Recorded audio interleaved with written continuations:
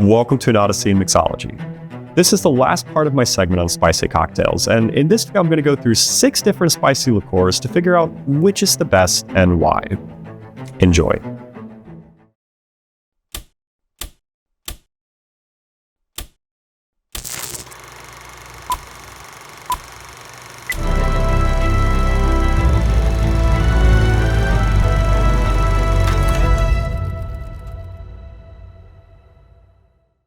Liqueurs like elderflower and orange are numerous, but there aren't many spicy liqueurs on the market.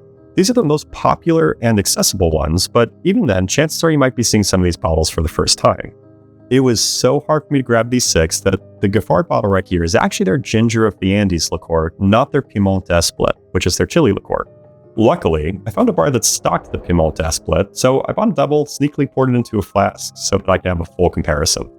Other than the Giffard, the rest of these were purchased online or at local stores within a 20-mile radius. Prices for all these bottles will vary by location, so you might see slight differences around you compared to what I go through in this video.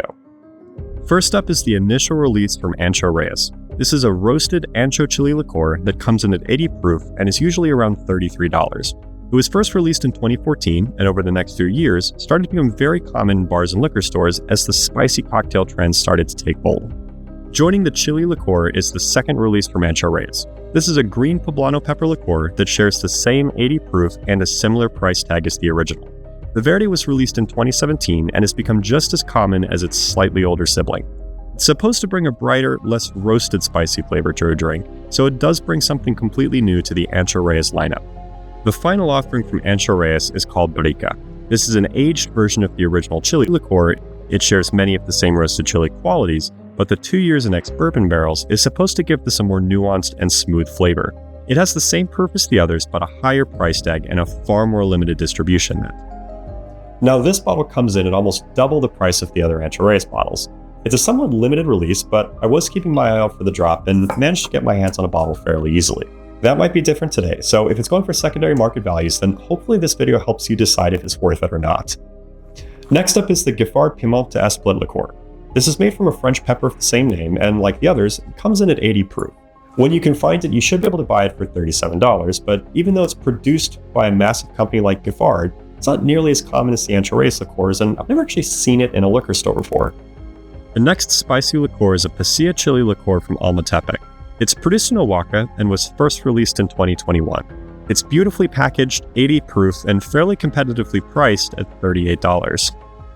Before stumbling across this a few months ago online, I'd never seen or heard of it before. That's kind of rare for me, so I took a chance and bought it. I did pay a few extra dollars in shipping, but it was reasonable and I bought a few other things, so I'm not going to add that to the price of this liqueur. The final spicy liqueur is Cocalero Negro liqueur for around $30. It's 58 proof and the bottle is 700 milliliters instead of the standard 750. Cocalero makes a South American-inspired bright green herbal liqueur, which also serves as the base for this Negro variant. The main difference between these two is that the Negro liqueur incorporates ají panca and locoto peppers into the otherwise herbal mix. Now these are all very unique. They have different proofs, different ingredients, and different flavors, but there are some shared steps in the production process. Each liqueur starts in the fields where the respective peppers are grown and then harvested. In the case of Ancho Reyes Verde, the poblano peppers are harvested prematurely. For the other liqueurs, the peppers are left to fully ripen to their final red colors. Ancho Reyes Verde and the Giffard Piment d'Esplet take the raw peppers and briefly fire roast them before they're mashed and left to soak in a neutral cane spirit. This process is called maceration. For the Ancho Reyes chili and the Alma Tepec liqueurs, the peppers are dried, cut, and left in a similar spirit to macerate over time. For the Cocalero Negro, the peppers are also left to ripen and dry, but a steam distillation process is used to help extract the oils and combine the pepper flavors with the other ingredients in their herbal liqueur.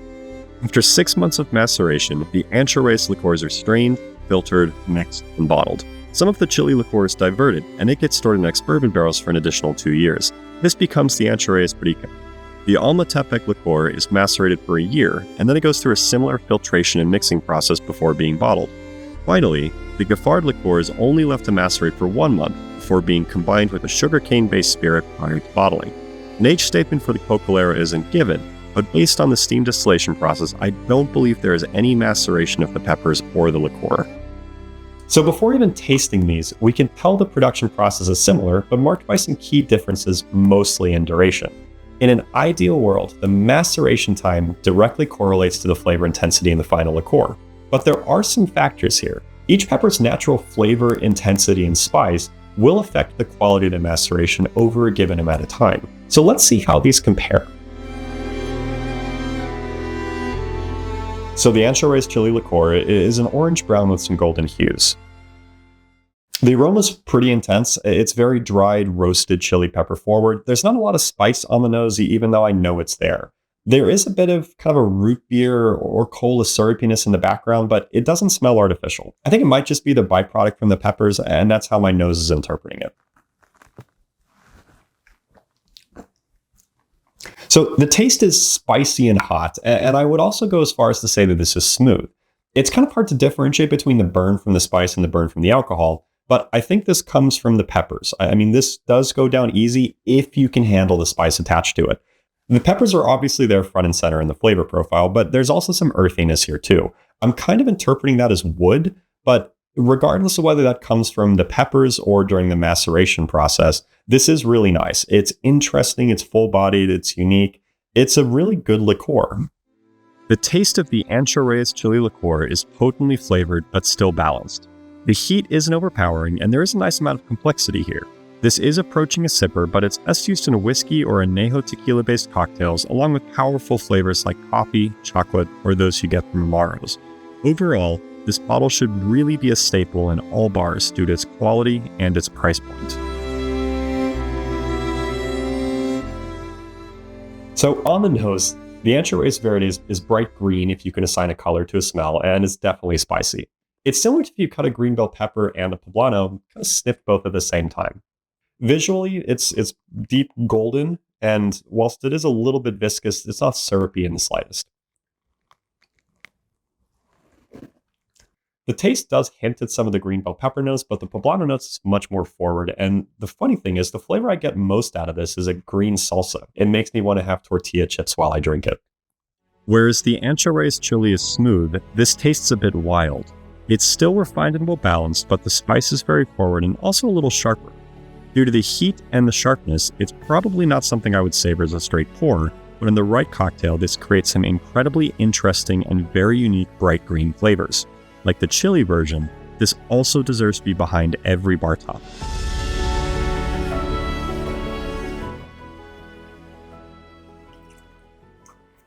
So the surprising thing right off the bat for the Ancho Reyes Barrica is that it's actually lighter in color than the unaged version. So the Barrica and the regular chili liqueur.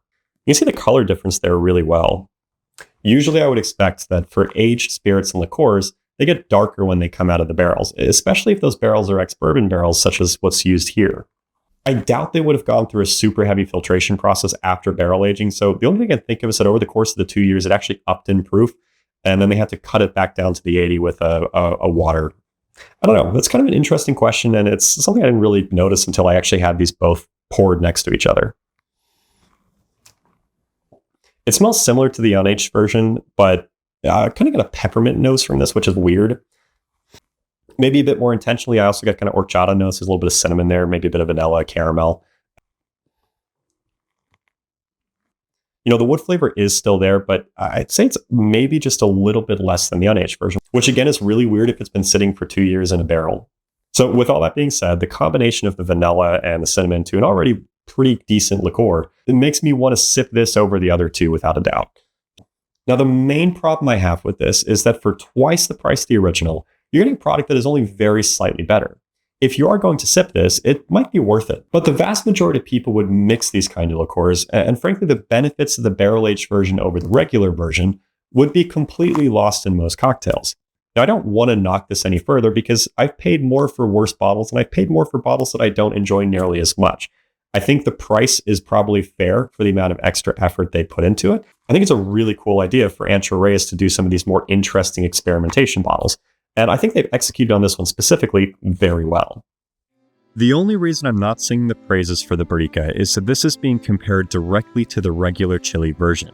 If the regular chili version didn't exist or wasn't as good, then this would be fantastic, and I'd easily buy it at the elevated price tag. As it is, it's a really cool experiment, and I hope Ancho Reyes continues to release interesting varieties, but the original is just too good for me to justify rebuying this, even if I'll be sad when I inevitably finish the bottle. In my opinion, the Alma Tepec also has the nicest bottle in marketing. That doesn't really matter, but it's a nice thing to have if you have a quality spirit inside it. Color-wise, it's a bit lighter than the Ancho Reyes chili liqueur. The gold notes come out a bit stronger just because it's a little bit more towards orange than it is dark brown. Now, although the production processes are similar, the smells are not. Whereas the chili went more towards wood, this one is going really far into earthiness. Now, despite not being overly sharp, if you close your eyes, you can almost feel the pepper particles as they kind of scratch the inside of your nose. It's incredibly natural smelling. I get something similar if I smell other dried peppers of this variety. If you've ever walked down the dried chili aisle at a Hispanic market, then this is pretty much on point to that. This is not my first time trying this bottle, or the others for that matter, but I still find this special tasting. Like it says on the bottle, this liqueur has a very subtle red fruit flavor to it. The dark red fruit is completely overshadowed by the earthiness, but it's still a nice hint of complexity. The pasilla pepper's flavor is front and center. It's very natural tasting. Now, nothing about this tastes artificial or overly processed. Not that the others did taste processed or not natural, but to me, this just takes it just a little bit of a step further. You could argue that the Ancho Reyes Verde has the most potent flavor, of this lineup so far. But even if both of these are on the higher level of intensity of a liqueur, this one does stick around in my mouth a lot longer. I can still taste it past the time when the Ancho Reyes Verde would have started to fade. And this makes sense because Alma Tepec macerates these peppers for significantly longer than anything else on this table. Spice-wise, I think the Ancho Reyes Verde is a little bit hotter, but this is a drier spice, and like I said, it sticks around for longer. It's similar though, but it is significantly hotter than the chili liqueur. The Alma Tepec liqueur is intense, and the earthy dryness is definitely unique. It packs a spicy punch that lingers, but at no point is it unpleasant straight or in a cocktail.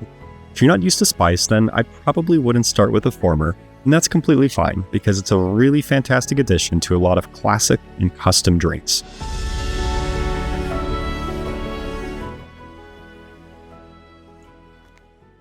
The next liqueur is the Giffard Piment d'Espelette. Now, this is a lighter amber-colored liqueur. It's the lightest of the bunch. It's actually most similar to the Ancho Reyes Verde, despite the fact that this uses dried red chili peppers instead of the Ancho Reyes' unripe peppers. The aroma, like the others, is chili pepper forward. It's kind of a drier spice, though. It's not as dry as the Alma Tepec, but it is drier than the Ancho Reyes ones. It kind of tickles my nose a bit, and there's some lemony citrus notes here, too, as well. Now, I don't think there's any citrus in this, so that might just be how my brain is interpreting the unique combination of light rum and a chili pepper that I don't have much experience with. Taste-wise, the rum they added to this really doesn't come through, but it tastes close to how it smells. The flavor is a bit lighter than I was hoping for, but probably near what I expected. The pepper flavor itself is less full, and I think that's mostly due to the reduced maceration time. It's plenty spicy. It kind of falls in the middle of the ones I've sampled so far, and it does retain enough of that natural pepper flavor that the fact that it's weaker isn't really a negative. The cool thing about this is that there's also a grassy or a grain layer here as well. To me, that's one of the nicer things about the liqueur. It's a really interesting flavor that's definitely not very common. I think the Giffard liqueur falls somewhere in between the Ancho Reyes Verde and chili liqueurs. The spice is there, but the flavor is a bit weak. I think this goes with a lot of the middle ground drinks that are neither super bright or super dark. The grassy note is the standout intrigue here, but I think a longer maceration time is needed for the peppers in order to put it on equal footing with the others I've tried so far.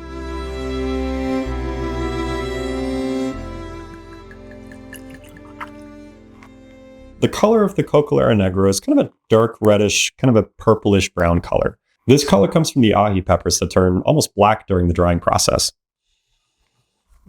As far as the aroma goes, I'm getting a lot of lavender and cherry coke. The lavender is one of the ingredients in the base herbal liqueur, so I'm not completely off there. I don't really know where the Coca-Cola is coming from, but it's a very distinctive smell, and it is very prominent in this. There isn't much spice coming through, but I can kind of smell the muted chili peppers. It's almost as if you took the peppers and removed the seeds and the pith and just let the skin kind of gently infuse.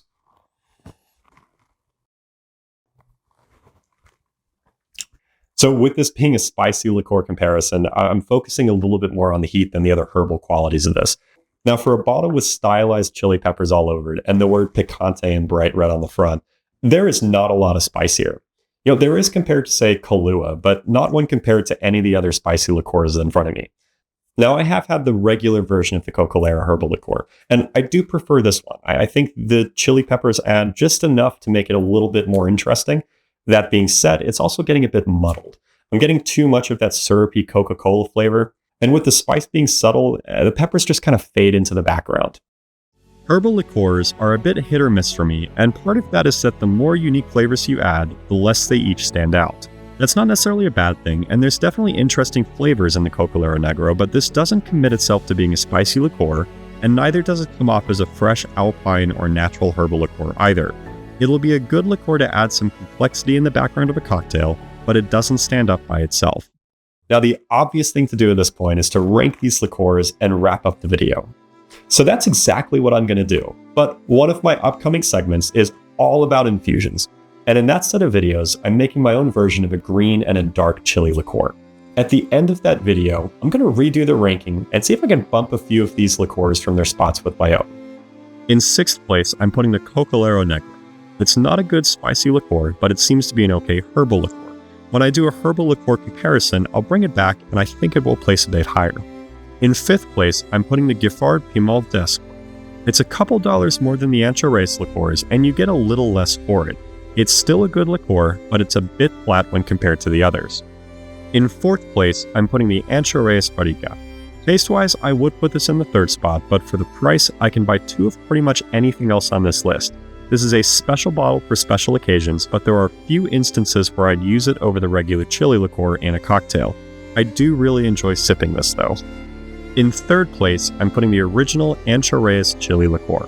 This is your classic, dark, spicy liqueur.